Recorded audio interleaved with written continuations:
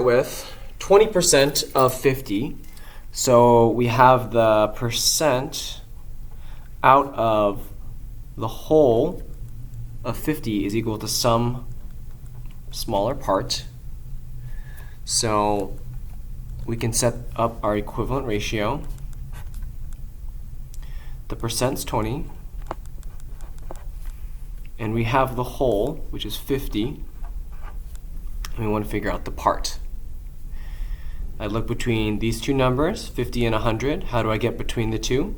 Well, 50 times 2 gets me to 100, and then some number times 2 gets me to 20. 10 times 2 gets me to 20, so I know that 20% of 50 is 10. All right, got that one. Let's check out number 2. 30% of some whole number equals 21.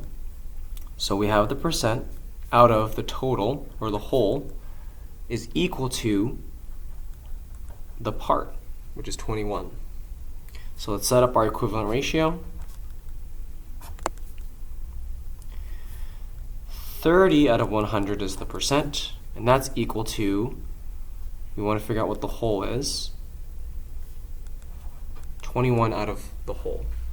Now here, 21 and 30, I can't multiply 21 by a number easily to get to 30, but notice the hint, I might have to simplify the fraction. So here, 30 out of 100, I check, is there some number that I can divide into 30 that I can also divide into 100? That's 10. And if I divide 10 into both of these numbers, it actually just crosses out the zeros. Now I check. Can I go from 3 to 21 easily? That I can do. 3 times 7 gets me to 21, and 10 times 7 would get me to 70. So 21 out of a whole of 70 is equal to 30%. So 30% of 70 is equal to 21. Last one. 120 out of 400. So we know we have the part out of the whole amount is equal to the percent. So let's set up our equivalent ratio. 120 out of the whole of 400 is equal to some percent out of 100. I check between 400 and 100. How do I go between the two? Well, I can divide 400 by 4 to get to 100, or multiply 100 times 4, and then do the same up top.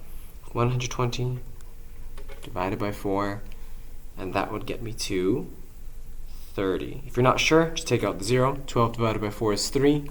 Add the 0 back in, 30. So 120 out of 400 is equal to 30 over 100, which is 30%.